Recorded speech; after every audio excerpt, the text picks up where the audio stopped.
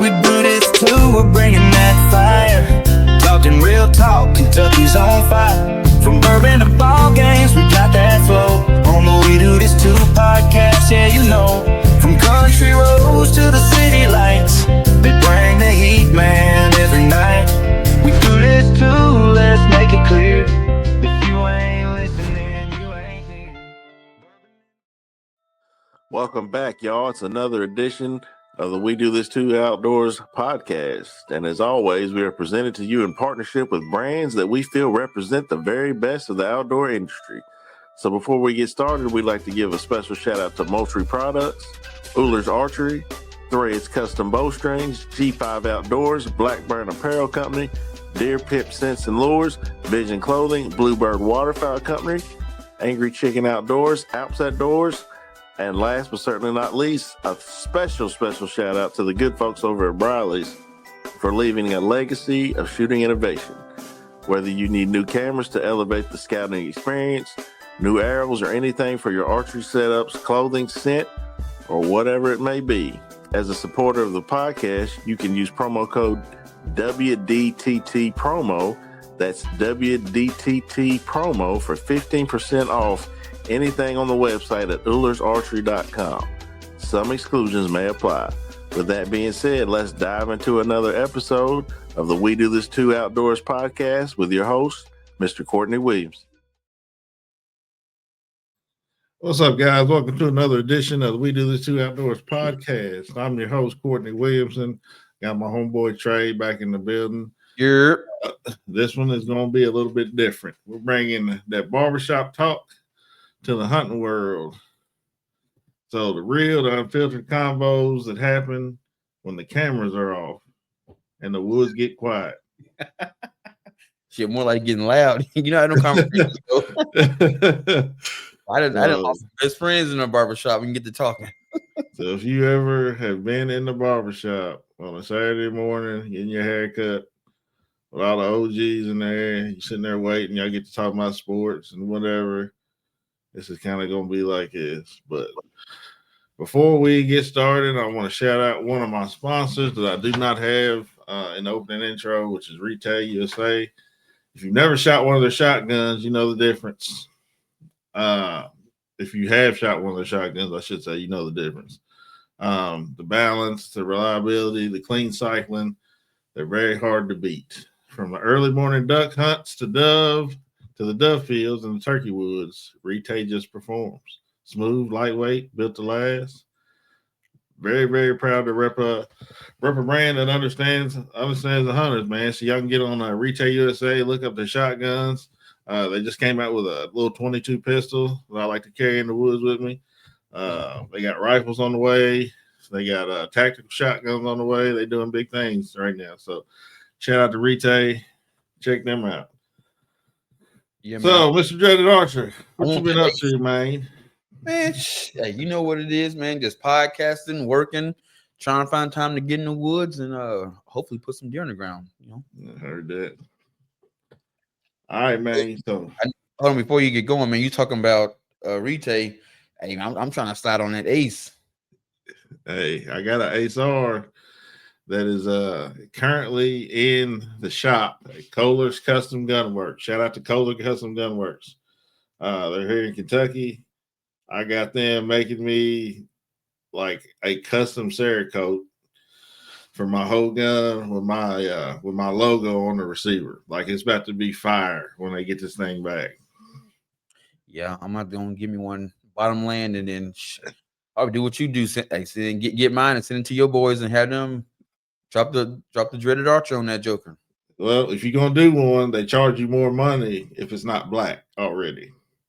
They got to strip it now. So get one in black, and they can customize it. So mine's gonna have ducks, geese, and doves, maybe some turkeys on there, and it's gonna be like a greenish brownish color all the way. And then my logo, I don't know what color they chose yet to get on the receiver, but it's super dope. I can't wait to get it back.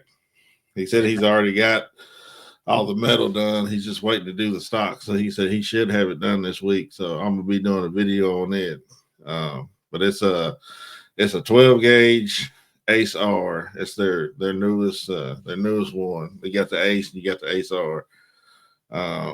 But I can't wait to get it back, especially duck season right around the corner. I'm pumped. Yeah.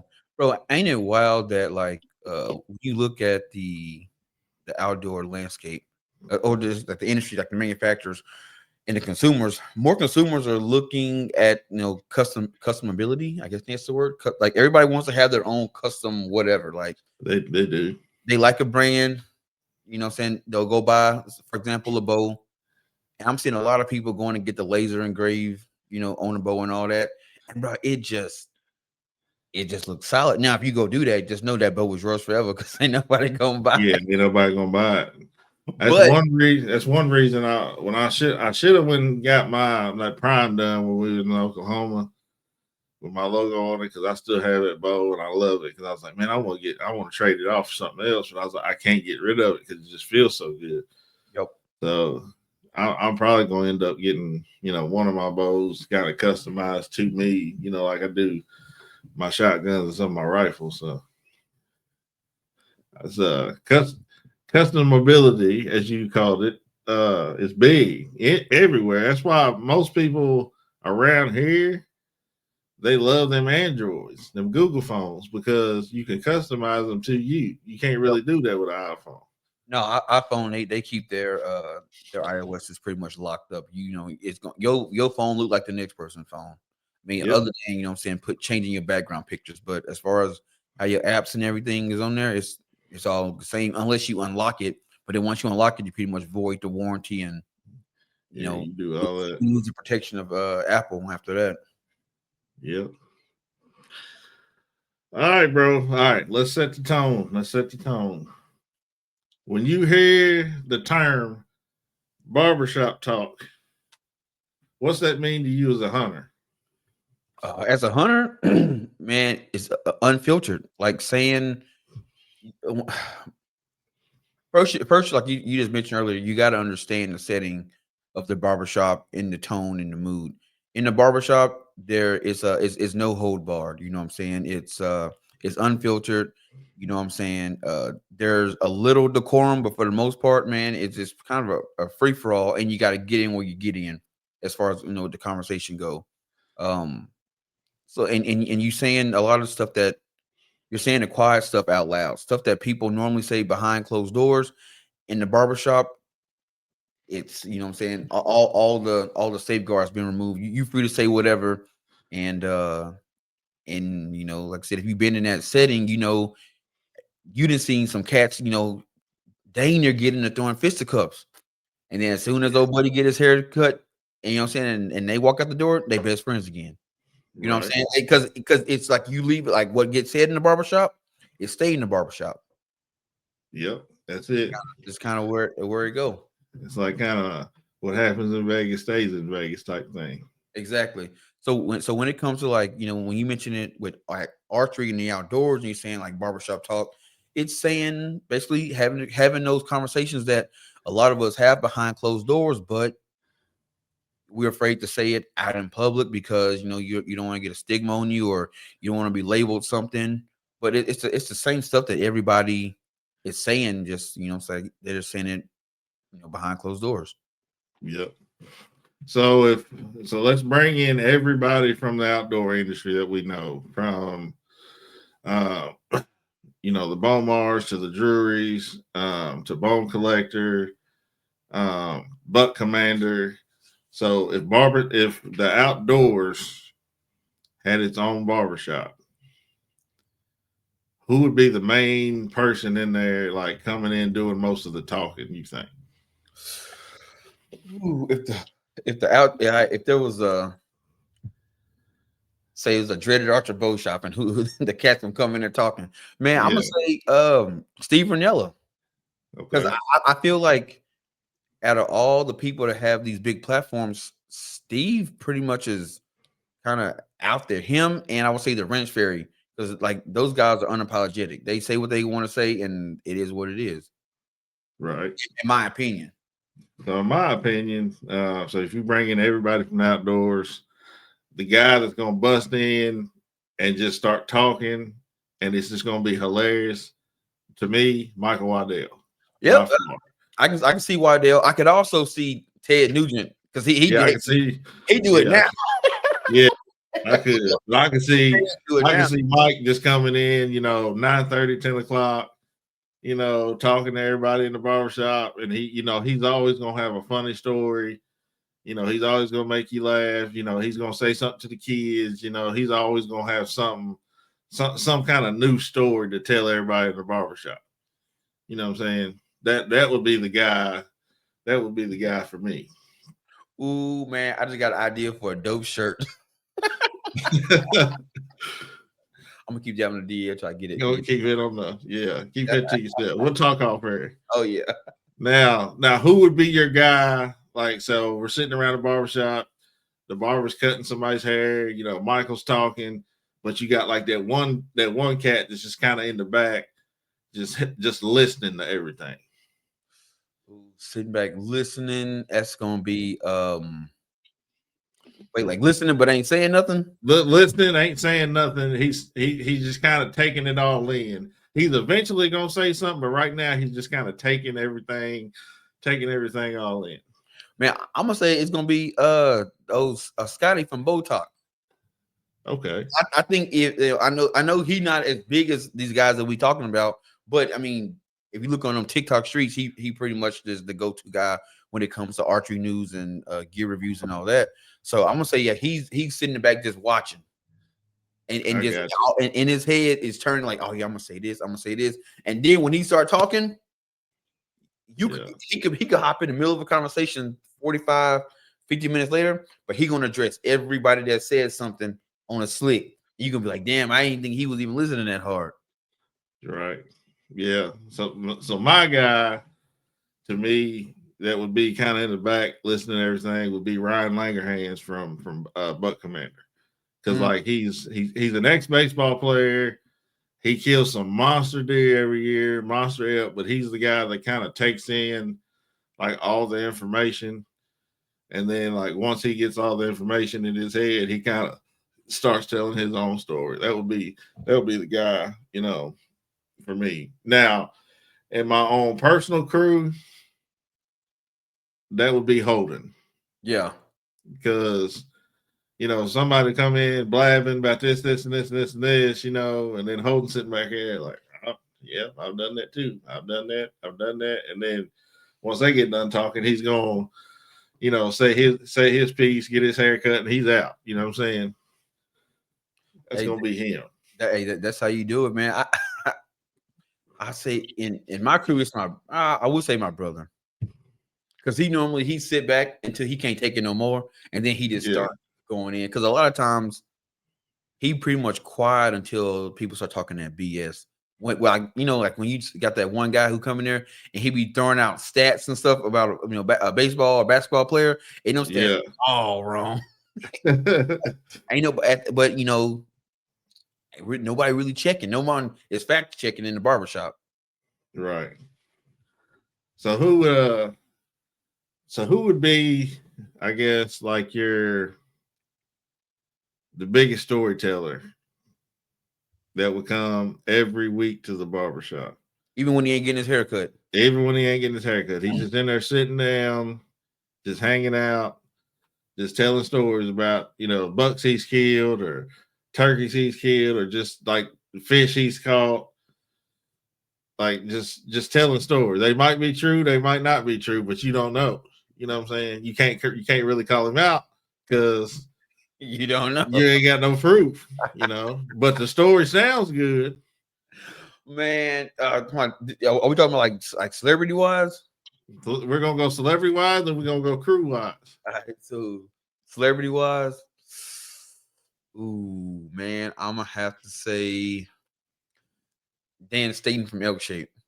I think he that guy. He gonna stay in that Joker. I don't know, because normally that particular person is gonna be somebody that's a little bit older. Man, that's a hard one right there. But yeah, I'm gonna stick with my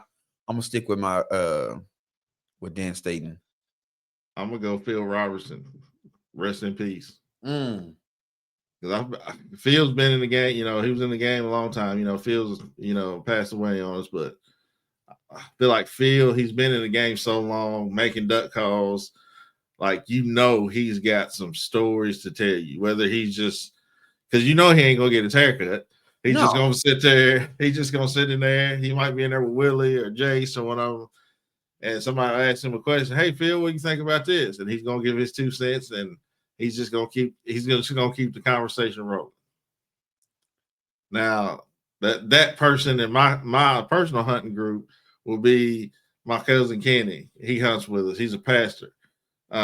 Kenny he gets it from his dad. His dad's a pastor too, my Uncle Kenny, but he's a junior. But like he's one of them guys, man. Like, if you get around him, if he's, you know, he's in a good mood, which he's normally in a good mood, he just tells like these crazy stories. And it's like, he started duck hunting before me. He started hunting before I did. He's younger than me, but he started hunting before because he didn't play really any sports or anything. I played sports growing up. So a lot of times when I wanted to go hunting, he was out there with my dad and my uncle. I didn't get to go. So I'm like, all right, bro. Like, these stories that you telling, man, if your daddy was here, he'd tell you, boy. I'm like, yeah, man. I said, that don't even seem right, man. I said, the place you talking about hunting, man, like, it don't even exist. Yeah, it does. I'll take you to it when we get done getting your haircut. You got your car, you got your truck, follow me. I'll take you to it. He's one of them dudes. Bro, that sounds like my Uncle Mo, man. He be like, matter of fact, I think probably later on tonight, I'm gonna go down there and kick it with him and my pops. But man, they get to telling stories, and Mo, he will ask me as if I was there. Hey man, Trey, you know, buddy, you know what I'm saying? Back when I was in high school, man, we was doing this. Bro, I wasn't even born. I don't know what you're talking about. And then he'll ask my pop, and pops will be like, I don't know. Well, yeah, anyway, yeah, this is what happened. Well, now, to me, I didn't pick it up because it happened so long. He confirming with everybody to make sure there wasn't nobody there, so then he can go in and tell the story. So you tell the story, right? You know, and the other night, man, I was driving down the bottoms, and man, I saw a buck. Oh my God, man! Let me tell you, man. Oh my God, man! This buck had times going everywhere, man. He had one that dropped down on one side, and then the one that dropped down had 3 coming off of, man. And he hopped across the road, and I was like, "Oh boy, you look, you ain't got my gun." I was like, bro, you know that didn't happen. You ain't seen that buck. Right. But I will say this though. He'll tell a story about a deer that you swerping down is BS. There's no way this deer ever existed. And like a couple weeks later, boom, you hear, oh, hey man, such and such down there in the bottoms, man, he killed a monster deer, man. This deer had times going everywhere. And you like, what? He wasn't lying. Yeah. Man, I saw his man deer was standing taller than my truck. Yeah. He just ran across the road and looked at me, looked me dead in my eyes, and walked off. I'm like, yeah, that's my Uncle Kenny, man. Like, he's 76 years old, and he tells the same stories over and over again. I don't know if he does it on purpose, but anytime we get together talking about hunting and stuff, he'll tell the same story, the same 10 stories over and over again. So the funniest one, I was probably just getting into bow hunting. I just killed my first doe with my bow and everything. You know, we're skinning him and stuff, and here he goes. Kenny Jr.'s in there. I'm in there. My dad's in there sitting down. They're showing me how to skin this deer. He said, yeah, man. He said, you know, last year he's all sitting in that same spot you were sitting in. And he said, I was half asleep, and he always keeps like one of them propane heaters in his blind. So I mean, it stays hot in there. And he built one of these. Yeah, he built one of these makeshift blinds. So I mean, when you get in there, you're taking clothes off because it's hot in there. No. He said, yeah. He's like, yeah, man, I'm sitting in that same spot you were sitting in half asleep. And he said, all of a sudden I wake up, look out the window. He said, there stands about a 20-pointer just looking at me. I said, a 20-pointer, huh? He said, yeah. He said, I took a shot at him. And he said he took off running. He said he ran about 20 yards and he started staggering. And I said, well, where'd he go after that? He said, I thought he laid down. He said, so I gave him about an hour. And he said, I walked to where I thought he was and he was gone. He said, I tracked blood all the way there. And he said, I guess he stopped bleeding. He said, somehow he spit that bullet out of it. Right, man. I said, he said, yeah. He said, you know, deer can do it. He said, they can spit bullets out of. I said, if that bullet is in there, ain't no way they can get it out. They ain't got hands to reach in there and get it. I said, that bullet was still in it. I said, I don't think you shot him to where you said he was. And I don't think he was as big as you said, because there's never been that big of a buck back here. I'm telling you, it's 20 pointer. Has there been a Hey, bro, I think we all got that uncle. See, I got he my cousin, but him and my dad like they so close. I grew up thinking he was my uncle, so he's always been my uncle, Bob Ray. And Bob will tell a story. He'll like, man, shit, you know what I'm saying? I worked at 12 at the lumber yard. Got home, I wasn't gonna go hunting at all, but I said, you know what, man, you can't kill him from the couch.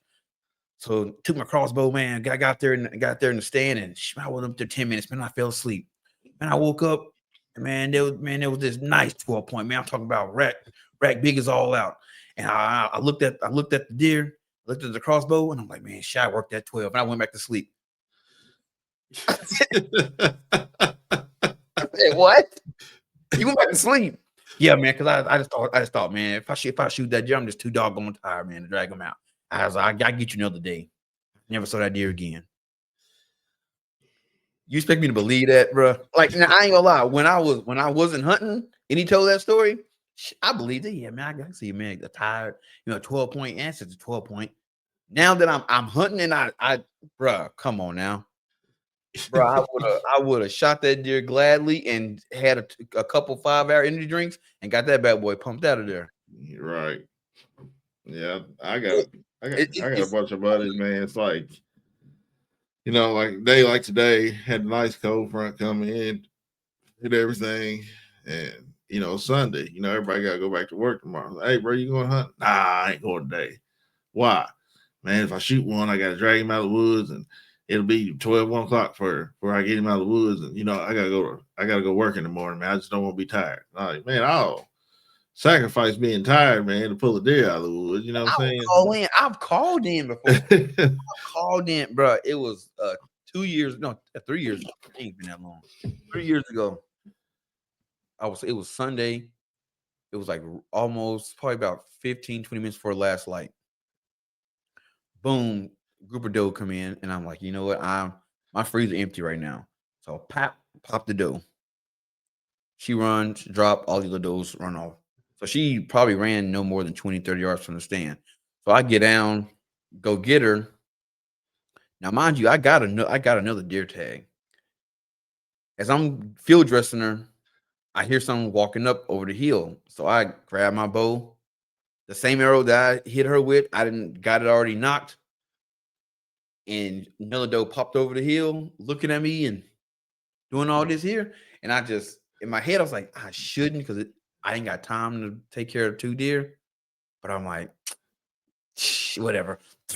Popped her. Boom. She runs, probably drops 50, 60 yards away. So then I go back up to the house, get the gator, drive all the way back there, put both doe on the gator, take them back to the house, get them out. And I was hunting on one of my buddy's properties. So I got a tarp, threw them in the back of my car, threw both deer back there, wrapped them up, threw some ice on them, hit that 6-hour drive back home. I didn't get home till probably about 12. I got one done, and then probably about 6 o'clock in the morning, I got up, called my boss. Hey, man, I ain't feeling too good. I'm working from home today. Oh, yeah, cool, dude. Send me an email. Shoot, got off the phone, laid back down, woke up probably about 10, got the job done. But I was like, I'm taking off before I might not use my PTO. It's gonna be a sick day for sure. Yeah, I think as hunters, man, we've all done that, especially when we see that cold front, get there. And, man, I gotta go work in the morning. Well, hold on. Being a rehearsal wind looks like, yeah, being a rehearsal yourself. Hey, I'll tell you a little trick that my homeboy taught me. That if you calling in and you tell them like, "Hey man, I had to go to the hospital this morning," and be by the microwave and just hit one of the buttons. Just keep hitting one of the buttons like it's keeping up with your heartbeat. Yeah, my brother put me on game to that one. He said, "Yeah, man, do it right by the microwave. Just sit there and hit that button." He said, "Because it sounds like your heartbeat." I said, "Man, that's actually smart." I'm just calling y'all know, man.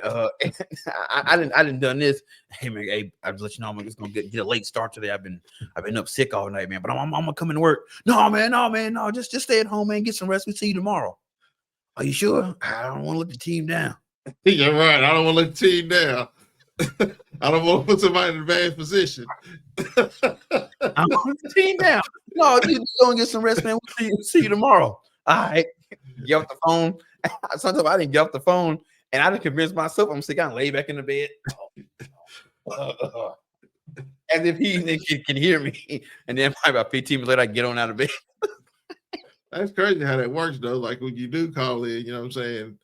And like you already told your boss or whatever you sick, and like in your mind, hold on, am I really sick or am I just playing? You know what I'm saying? Like, And your mind start playing tricks on you.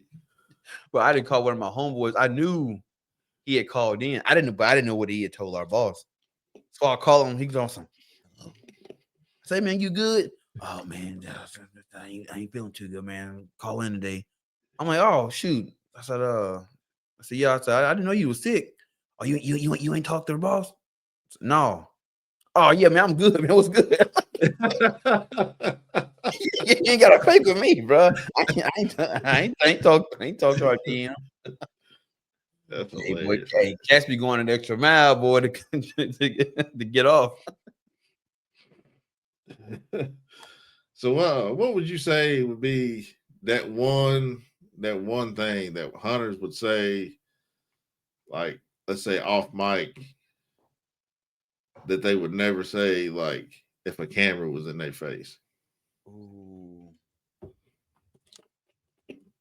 Man, Like the number one thing. some would be some considered taboo. Yeah. Man, that's a bunch. Yeah. You got probably I would say trophy hunting over meat hunting. I don't know that's not too taboo. It's probably race and representation. Yeah. Okay. That's probably the most taboo thing that a lot of people want to stay away from. Really, because you think about it, no one's really. I mean, we've had the conversation about public land over private land. We've had the conversation about trophy hunting over meat hunting. Social media hunters. We've had that conversation. Technology and hunting. We've had the conversation. The use of drones in the outdoors. We had the conversation. It's really going to be like it's like talking about race and representation in the outdoors. Probably the one who I know one the poaching thing, and I think that's more recent. And we got so many guys that are superstars in the hunting world that have been in trouble with poaching and trespassing and shit like that. But there's certain guys that get a pass, and then there's other guys that don't. So right now, that's like, to me, I think that would be the one that people really don't want to address, because when you address it, you got to talk about some of your favorite hunters, and some people don't want to go down that road. Right. So that leads me to the next question. It's kind of a good segue. So, like, I know it's happened to me before, and I'm pretty sure it's happened to you too. Like, people see you dressed a certain way, with your hat backwards, you got your dreads and everything. They see your brother, they got, both of y'all got dreads, you're African American hunters, both of y'all are archers. Like, do people ever underestimate you when they see your style before they see you actually shoot a bow? Yeah, a lot of times it's not necessarily if they underestimate if I can shoot a bow or not. I think they underestimate my knowledge. So like a guy will see me in like say I'm wearing a Vortex shirt, and they'll be like, "What you know about Vortex?" You know, that's big down south. Man, what you know about that? Yeah. I got Vortex optics on all my all my rifles. I run Vortex, binoculars. I run Vortex rangefinders. Pretty much anything Vortex. If they make it and I can use it, that's my optics. Is what I go with. Oh man, what about this? And they start throwing different brands out there. Oh, what about was it Swarovski and all? Man, that shit high. Shit, right. that'd be the first thing I say. Well, why don't you use this? Man, that shit high. Yeah, $3,000 for a pair of binoculars. Yeah, I'm good on that, man. If I could afford it, yeah, I'd use it. But I don't run it because it's high. Oh, what about this? What about this? And then it starts the conversation. But a lot of times I feel like they approach it that way because they don't know if I'm actually a hunter or if I'm just wearing a shirt. And then once they realize, okay, this guy is a hunter. Well, what's his knowledge on it? Is he just pretending to be a hunter, or is he really in it? And then we get to talking. This thing, after that initial icebreaker, I guess you call it, then we end up having a really good conversation. I think with my brother, I think with him, it comes to they question his knowledge and if he can shoot, especially when we go to like an archery range or what you call it, like tack or something. They see him and he don't really wear all the hunting gear that I wear. He go out there in literally street clothes, man. You know what I'm saying? Cargo pants, a Nike shirt, you know what I'm saying, J's on or whatever. And it's like, oh, so this dude don't even play the part. So we know he don't know anything about outdoors, and he definitely don't know how to shoot no bow. And then when it comes to gear, he's more of a gearhead than I am. So he's spitting out all kind of stuff. And they like, damn, he's catching a little bit about a little bit. Yeah. But it's that initial, the package don't look, the package ain't presentable, in some people's eyes. But like I say, don't judge a book by its cover. And I'm guilty of it too. But I think that's just the human nature.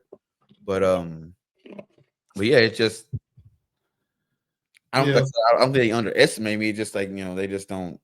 They want to test my. I feel a lot of times it's like they trying to test my gangster. Yeah, I mean, yeah, that's happened to me.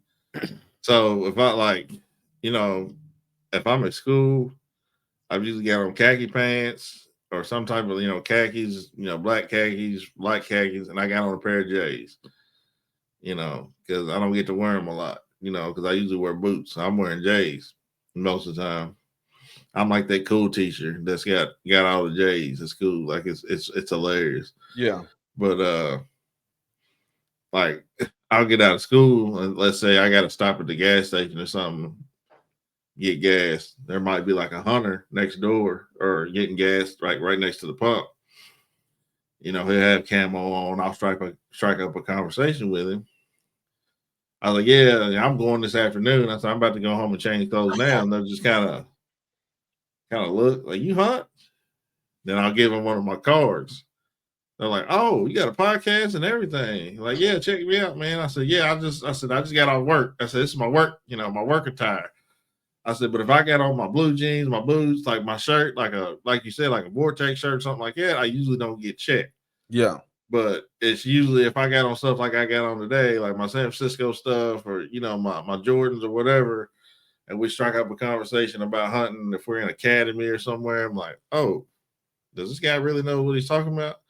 Then I hand him my card and we'll get to talking. Oh, like, your stuff. Like, yeah, man, I'm in my street clothes today. I'm comfortable today. Yeah. My Niners are playing today. I got my Niners stuff on, or my Lakers stuff or my Louisville stuff, and I think once we strike up that initial conversation and they realize that I know what I'm talking about, it's like a whole different story. But like you said, that first glance, oh, that man don't know what he's talking about. Yep. No, that's it, bro. I've been in the academy because like we don't have an archery shop around here, so I'll be browsing through academy just BS and looking at their terrible archery section, and I saw some cats. This is probably about 2-3 months ago. Saw some cats in there and they're buying arrows, and I can tell one guy he's been shooting archery for a minute, but his buddy either he's new or he been shooting, but he just don't really know what the hell he's doing. Either way, he was like, man, I need some new arrows, and the guy was the guy that I presumed was more knowledgeable was like, it don't matter which one, just pick an arrow. He was like, man, but what this spine mean? These right here are 300 spine. These is 500 spine. Like, man, he goes, man, none of that shit matter. Then just pick some. I said, if you don't mind me asking, I said, how much pounds you shooting? And he was like, oh man, I'm shooting 75 pounds. I said, what's your draw length? He was like, 31. I said, if you shoot a 300 or 400 spine arrow out of that bow, you will way under spine. Right. He was like, what? And his buddy was like, man, it don't matter. I was like, nah, it do matter. I was like, if you shoot a 300 to a 500 spine arrow out of that bow, you are super, super under spine. You probably need about a 250, 200. And he was like, oh, okay. Right.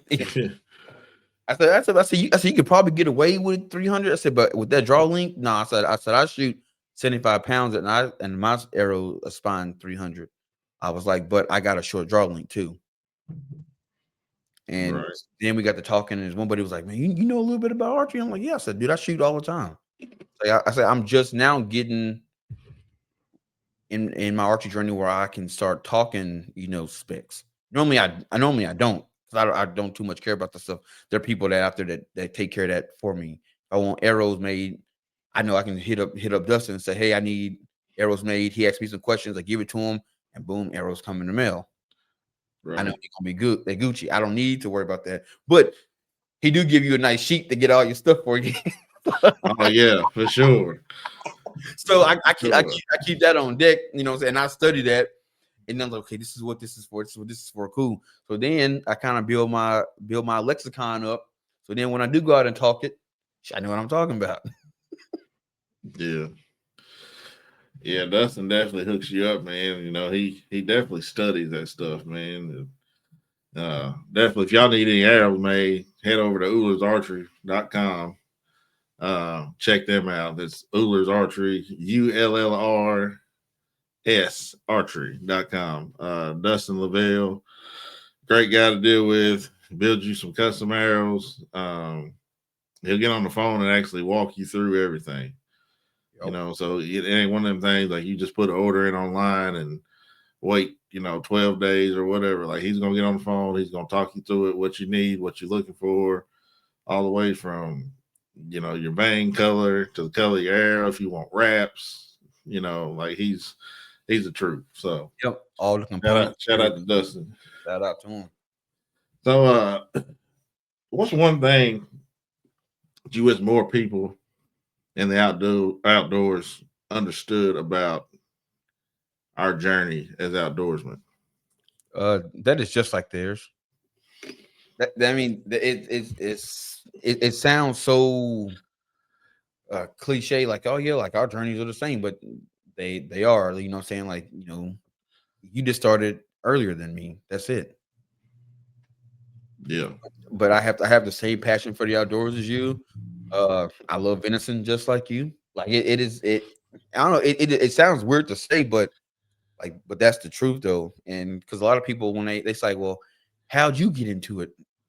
And yeah, everybody got into the outdoors a different way, but they act as if there was like a certain, like, I don't know, some weird reason why I got into the outdoors. Right. You wouldn't, your family didn't hunt, so how'd you come into hunting? Man, wandered into a bow shop one day. Yeah. Didn't know nothing about it. Once I learned about it, I wanted to do it. Yeah. And that's pretty much it. And I feel like now they'll like hunting and outdoors have become so popular. All the way down from like what you're wearing to the bows that you shoot. Like, a lot of people think a lot of times, like, I got into this because it was the cool thing to do. Yep. I'm like, no, like, because during COVID, man, like, I was still working, but a lot of people out there, they wasn't working, so they had to find something to do with their time. A lot of them picked up, kayaks, or they took up hiking, or they took up archery, or they took up hunting. Just something to pass the time. But I've been in this game, like I said, I started something when I was 5-6 years old with my dad. So my dad was the one that introduced me, along with my uncle Kenny. But somebody might have gotten into the game a little later. They still have the same passion that you do. They just didn't, like you said, they just didn't get started at the same time as you. But once you start having a conversation with them, like, oh, okay, just as much as I know. I'm like, yeah, man, just because I might not look the part to you, doesn't mean that I don't know nothing. Exactly, man. It was just like like during COVID, hunting did get popular. Not say hunting, I would say hunting. Archery got popular, and people's like, I don't understand, why all of a sudden all these people shooting archery. And I was like, it's easy. Think about it. All these folks in government was worried about shutting grocery stores down, shutting the malls down, and all that. The last thing on their mind was an archery shop. No one was talking about, hey, you got to have 6 feet away in the archery shop. You got to wear a mask in the archery shop. No, archery shops flew under the radar, and they became a beacon for people to get in the outdoors. Because like the shop that I was going to, they have a 40 target outdoor walk around course.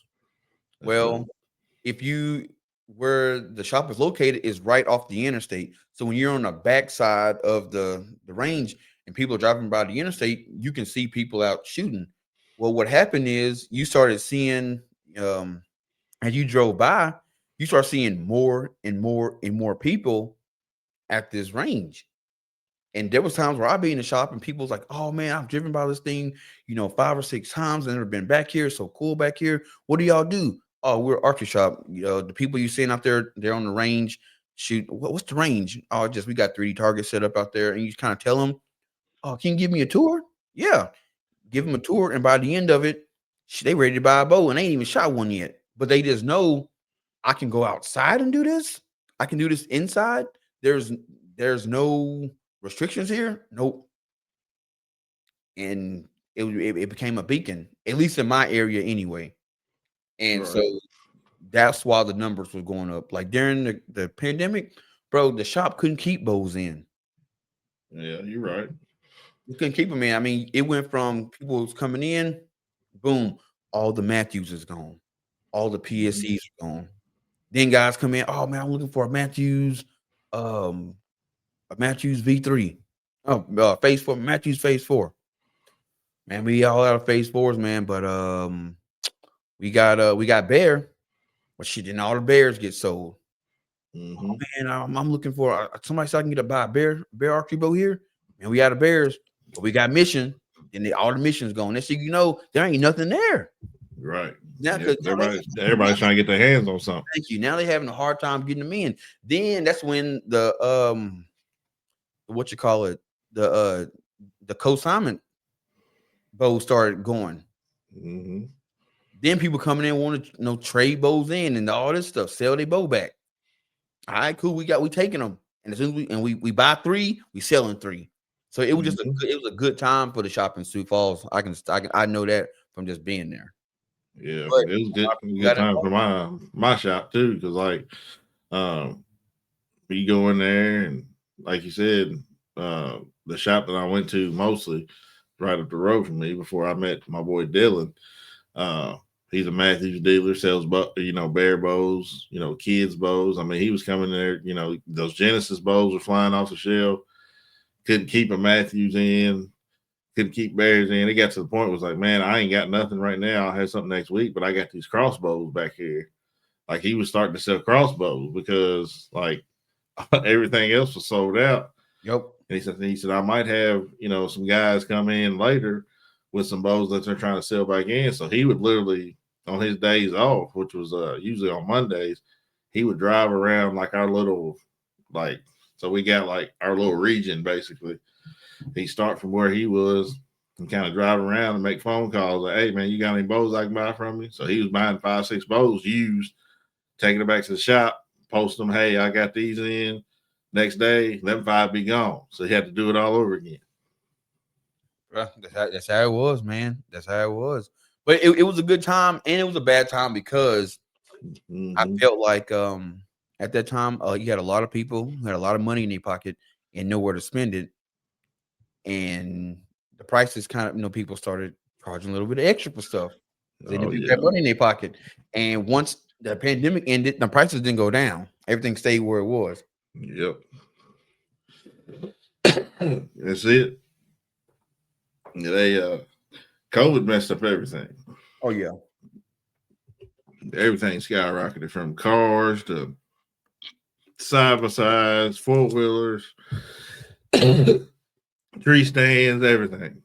oh dude, Guns. we still bouncing, bro. Ammo, bro, I remember Yeah, ammo was nuts. boy during the COVID era. Man, Yeah. you was hard pressed to find a box of ammo. I remember going into Shields, bro, and there was a guy. No, I wasn't at Shields. I was at Runnings, and there was a guy. He worked there. He had a little dolly thing he was pulling that had 22 ammo on it. He was bringing it out the back, and as he's bringing it out, people are running up and ripping the box open and taking as much as they can out, checking out, and dipping. By the time he got to the shelf, he only had a couple boxes left. Yep. Like Had a people little were freaking out. I remember people waiting in line. You know what I'm saying? Man, Mhm. I heard Shields getting some 30-06 ammo in. Oh, do you own a 30-06? Hell no, but this ain't the only ammo I can get. I'm gonna go buy me one. Mhm. Bro, I remember at one point in time, there's one firearm shop in Sioux Falls. All they had was 308 ammo. That was it. 308. Yep. And it took probably after about 3 weeks of just having 308, all of a sudden people start coming in, buying 308s and then buying the ammo. Next thing you know, Yep. ain't no more 308 anymore. Yep. That's how it was around here. Like there was a academy, and there was like a little mom and pop shop. All they had was 350 Legend ammo. So yeah, people was coming in ordering 350 Legend, and they'd buy the ammo because the ammo then, like even the 350 Legend was only like $15-$16 a box because it was kind of new. Nobody really knew what that caliber was yet. And there was like, oh, it's kind of like a 30-06 straight wall cartridge and everything like that. So before you know it, 350 Legend started flying off the shelf. Oh, Ain't no more 350 Legend. It's just like, and then they knew the days that Academy stocked, about 30 minutes from me. So you'd get over there at 9 o'clock in the morning. They'd open at 10. You'd have a line like Black Friday. yep. Out the door trying to get ammo. I heard they got 22s in here. Yeah, I think they only got like 5 boxes. Like, bro, like you've been in line for 2 hours, waiting on some 22s. Like, yeah, man, I ain't got no more. I gotta get some. I said, they're gonna bust your head. And at the time, they had them behind the cash register. They wouldn't even put them on the shelves. Yep, because cats was stealing them. It was bad. I remember this was like during like the riot times, and there was a riot at the I don't even say a riot, it was a protest at the mall. So they had all the you know policemen and firemen and people at the mall trying to keep that shit calmed down. Well, that was on one side of town. On the other side of town, we had a fleet farm. In the midst of all this going on, a crew of cats slid to Fleet Farm, bust out the glass. Now, if you've been to a Fleet Farm, all the firearms and everything is in the back of the store. So in order to get there, you got to pass a whole lot of stuff. These cats broke in. They ran past all the range finders. They ran past all the bows. They ran past all the fish finders and all that. Went straight to the ammo. Stole. Yeah, there wasn't a bullet nowhere. Not a nothing. Stole everything. And I think it took probably about a year and a half for them to bounce back. That's I was like, man, crazy. all them guns and ammo are on the streets. Mm-hmm. On the street. I said, in my opinion, that was an inside job because you gotta know, like whoever was, they knew everything was. I ain't coming here to get nothing else. I came to get 2 things: firearms and ammunition. Yep. Only thing they left What was a, only thing they had was muzzle loaders because ain't nobody what, got a, time for that. what a time to be alive. Bro, I'm telling you, man. I'm telling you. Like it's crazy. Like one day we're gonna be sitting around old and our grandkids, like uh, talking about, the old times growing up. Like, yeah, we were alive in a time literally the whole world shut down. Yep, literally shut down, bro. I think it's weird that like my daughter now, she's at the age where they're learning about 9/11 in school. It's in their history book, which has been in the history books for I'm sure a while now. But I'm just Yeah, now having a kid in school, having a kid that age that's now learning about it, right. and I'm like looking at the books. I'm like seeing the pictures. I'm like, I remember watching that happen. I Yep. remember being in I'm, sixth I'm grade during picture day, and the teachers are cutting all the TVs off in the library because they don't want us to see it. All of a sudden, people's parents start checking them out of school. You know what I'm saying? Then you had the anthrax scare. My mom and dad trying to put plastic over the windows and won't let you check the mail and all that because they're scared you're gonna get anthrax. yeah, man. It was another crazy time, but Gas stations loaded people talking about some they gonna drop a nuclear bomb on us and we want to go get gas. Like what that's gonna do? you're right. Yeah, man. I remember exactly where I was 9/11. Man, I was in 10th grade. Uh and I was in the gym. Actually, we was doing I was actually in the weightlifting class, and a kid like ran in the field house because that's where the gym and stuff was, where everybody lifting and stuff because it was a class, and they said, "Man, the Twin Towers are on fire. They got knocked down or whatever." We was like, "What?" So my coach turned on the TV, man, and that's when the second plane had just hit. Yeah. So we like seen the plane like hit this tire, and it was like, oh, like this is real. So we go back into school to like I don't remember what period it was, and then that's all we watched for the rest of the day was like terrorist attack. We just got hit and so and so. Like you could literally see like people like jumping out windows and Yep. like man, it was crazy, man. Right, it was wild. So I remember it was picture day and we was in the library. I was in sixth grade. I'll never forget it, man. I'll never forget it. And there was this kid named Jake Bigger, RIP to him. He what you call it? I mean, he was like, "Hey man, I heard the Twin Towers got hit." The first question was, "What are the Twin Towers?" What are the Twin Towers? And then the second question was, "What you mean got hit? A plane ran into him." And my thought was, "Oh, an airplane flew too low and hit a tall building." I didn't think nothing Yeah, about the terror. And we didn't know anything because they had cut the TVs off. And the only reason that he saw it is because his class was in the library before when it was happening before they started freaking out and cutting the TVs off. But we thought he was just yeah, guessing. But yeah, when they started checking folks out of school, and then my mom, they call me. I'm like, oh, she don't ever check me out of school. This must be for real, for real. And yeah, boy, folks, man, if you down south, you know how folks get when stuff get hard. The first thing they run to go to the grocery store and get your milk, eggs, and and yep. That's exactly what we did too. Because Mama can't. I don't think I had my license just yet. Well, I might have had. I can't remember, but no, I didn't get my license in my junior year. But yeah, she came and got me. They canceled all practices that day, and people were getting checked out of school, and I'm like, man, is this like what is going on? And I got home and started watching like what they were saying, like this was a terroristic hit, and they was flying planes on purpose into I was like, what in the world is going on? Because I mean, 10th grade, man. I mean, you don't really understand what all that was. I knew what the Twin Towers was just because I'm a history person, but I didn't realize how impactful it was. I guess at the time, you know what I'm saying. yeah, Then years later, you get to college, and then they got all these conspiracy theories about why it happened and all that. Now, like you said, it's in the history books, and then one day COVID-19 is going to be in the history books. yep, and we're gonna be in that. Yeah, that was us, man. That was us. It's funny you said they canceled practice. That was a big thing down here in Texas. The coach was like, "Shit, that's in New York. We Right, that's in New York. We're in New York, yeah. we got a game Friday. we But trying to go to state." what scared us, the whole, that whole thing, they said like one of the planes was supposed to hit Fort Knox, and Fort Knox is from our high school was maybe 40 minutes away. Yeah.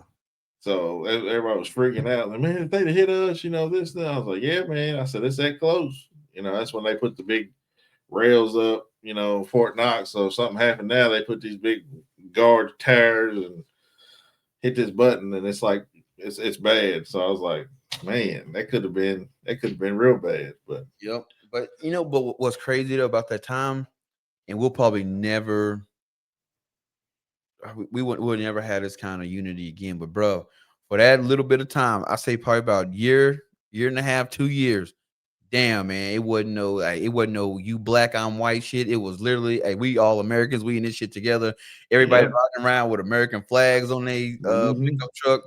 People had all these weird quotes. Like my neighbor, he had a quote. It said, "Kill them all, let God sort them out." And he was like, he would refresh the paint every few days.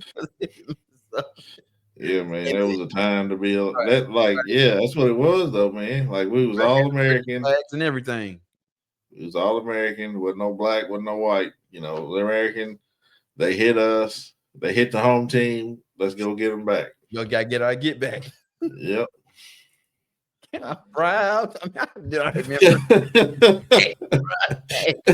I remember being in front of the school, and we had our choir, so like our 6th grade choir, and we're all sitting out on the risers and everything, and all the parents and people out there in the parking lot, and our 6th grade, the Mrs. Westerman's 6th grade class is going to sing "Proud to be an American," and boy, we out there, proud to be an American. Singing voice. I was at home that night in the mirror practicing. Boy, I could get my solo, boy. Oh man, that's just singing like y'all singing Christmas carols. I'm telling you, boy, cats up there crying. Bro, it was just a weird time, bro. It was a weird time in America, man. It was. We've had a few of them, man. Remember in 2000, they thought the world was going in at Y2K, and people was like at midnight, the world's going in. I was like, man, who told y'all this? But folks are scared. Hey, in my house, it was like another day. It was like, hey, if we wake up in the morning and the world didn't crash, we already broke. So right, we already broke. So ain't no money in the bank for the hackers to take. So we might wake up and there might be some money in the bank. Right.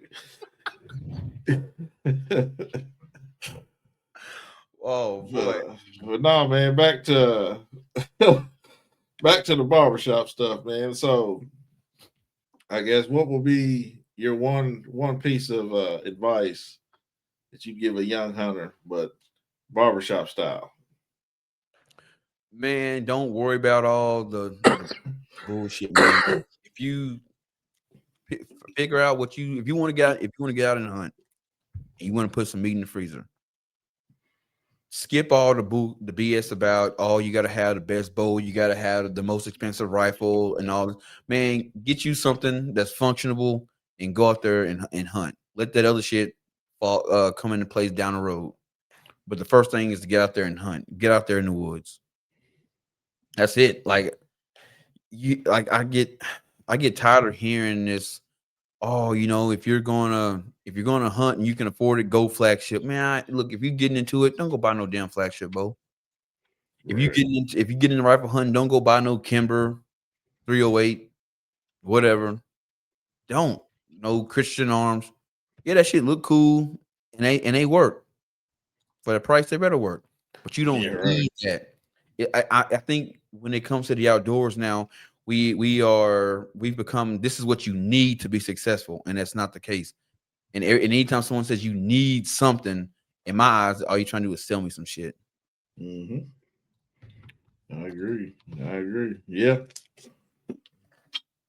People, it seems like now, like with a younger hunter or somebody new to the outdoor game, like I hear it in the barbershop all the time. I walk in like, all right, here comes the hunter, and we'll sit there and talk about hunting or whatever. And so, man, so what bow you think I need to get? It's like, man, everybody around here's got Matthews. I'm like, man, if you can't afford a Matthews, don't go get one. And I was like, there's a lot of bows out there on the market that are just as good or better than a Matthews, in my opinion. I said, and the dude that was actually asking me, he's had like 4 shoulder certs. And I was like, dude, the Matthews draw might be too much for you. And he's like, oh, I want one though, because my dad's got one, my brother's got one. I was like, man, you need to go test out some different bows. Go to my boy's shop, gave him the address, and he actually went down there and he tested out 3 or 4 different bows, and he ended up with a Bowtech. Simply because that those mods, you got your comfort mods on one side, and then you got your speed mods. He set that thing on comfort, man. He's like, dude, this feels fantastic. I said, yeah, man.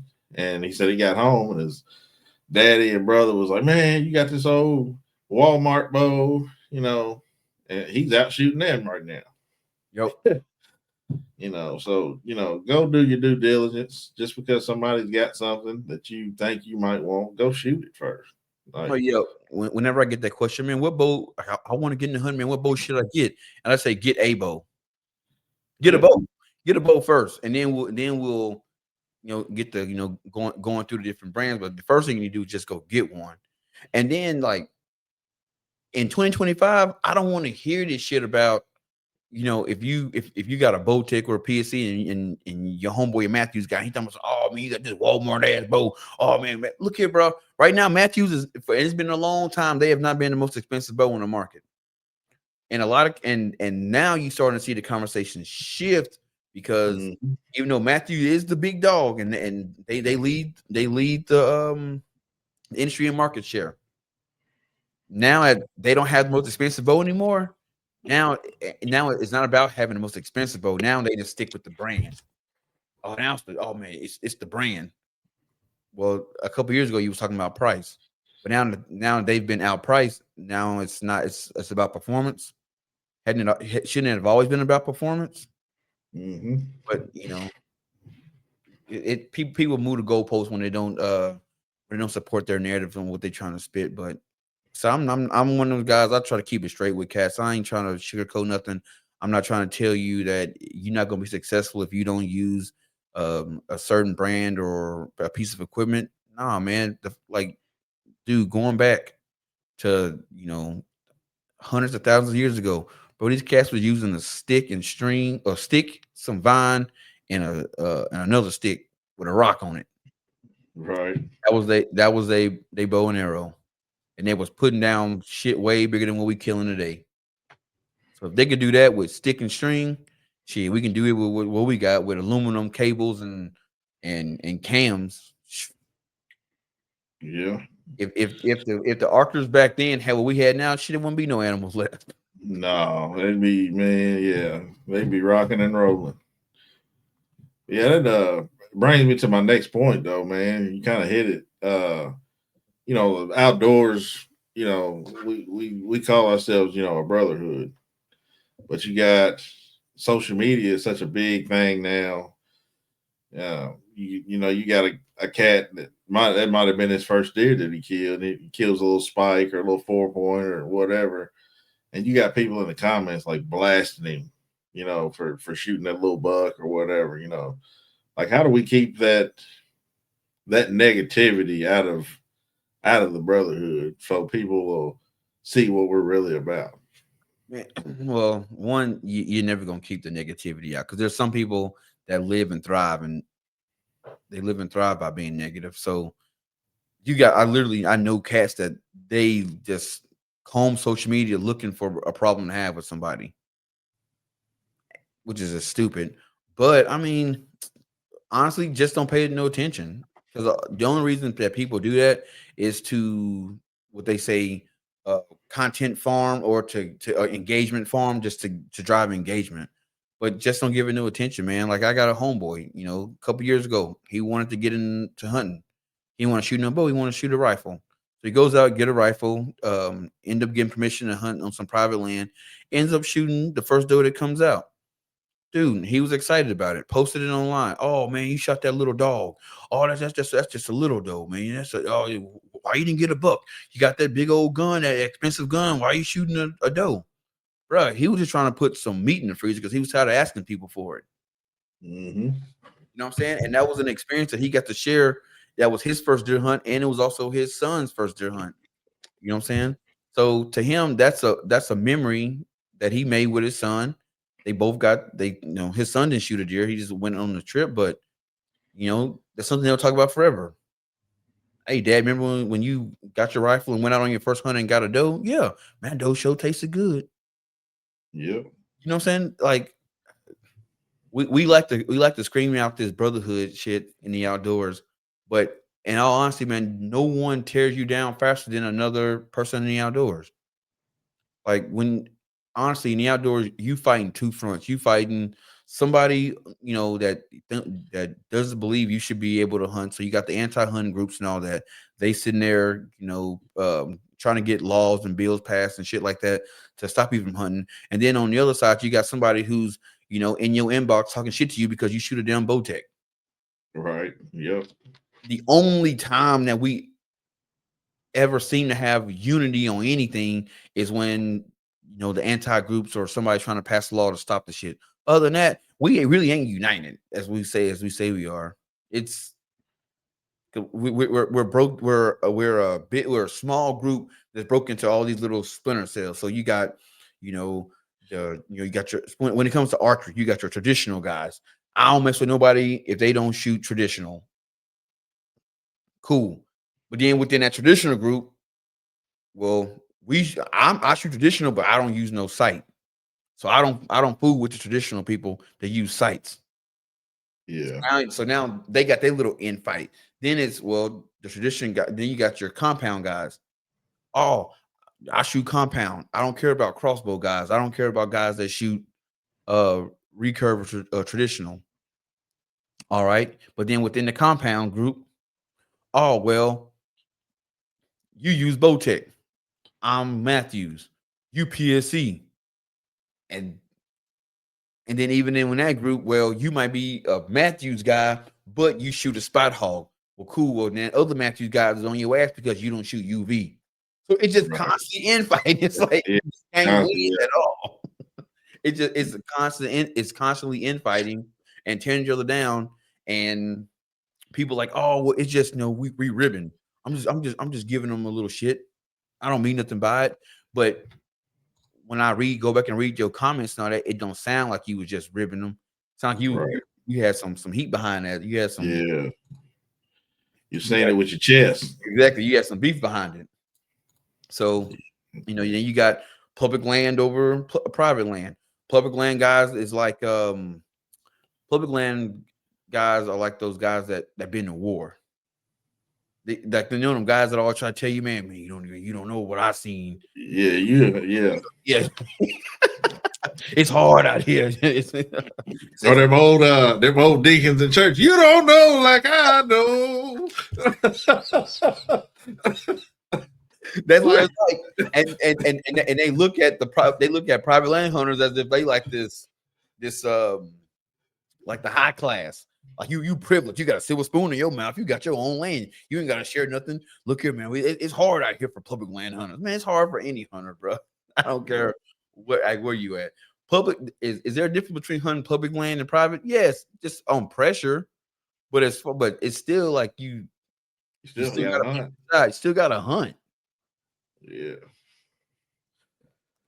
All right, man. So you just getting out of the chair, you got your nice little taper, nice little lineup. Everybody's dapping you up. You walking out of the barbershop. What's one message that you leaving for everybody before you walk out that barbershop? After I get done talking my shit, tune into the Shoot Out Your Podcast every Friday on Carbon TV Shopify. No, I mean it just all depends on what the conversation is, because you always want to get that last so and then walk out. Yeah, walk out. Bernie Mac. I'm out this mother. So it really just all depends on what the conversation about, but like, yeah, just get out there and like, hey man, look here, bro. What all y'all said, this and that, and then you go and you address you know, some people you had that said some stuff you thought was stupid, and then just walk out that joker, bro. Just get them out of there. You know that. Well, Trey, man, I appreciate you sliding through once again, man. Keep repping the dreaded Archer. Keep repping. We do this too, man, and we're gonna blow up one of these days, hopefully, where we can just be hunting for a living. That's that's the goal. That's the goal. Just really, man, if I can just get my own once I get my own little piece of private property, you know what I'm saying? Then I'll be if I got paid to hunt, that's cool. But if not, I don't too much care, man. This is for fun for me. Yeah, man. You got any last if words? If there is anybody out there that want to sponsor the podcast, or I would gladly take it. I'm not. Yeah, it's both of us. Yeah, I'm not saying that I mean, if it happens, it's cool. But if not, I'm cool too. Hey, we'll do a split sponsorship. How about that? Anybody out there want a split sponsor? We do this too. The Dreaded Archer Podcast. Hit us up. For sure. Bro, hey, I'm telling you now, bro. I tell you off air, bro. Something just popped in my head, bro. That's another what I'm talking to you about off air is another taboo thing too. That only people on the content creating side of it would understand, but they don't want. It's one of the things they don't want to say it out loud because they don't want to hurt nobody's feelings. Yeah, I get that. Well, for everybody out there listening, keep chasing what you love. Keep wherever where you from. And remember, big game, small game, all game. We do this too. We out. It's your boy C. Will. What the hell?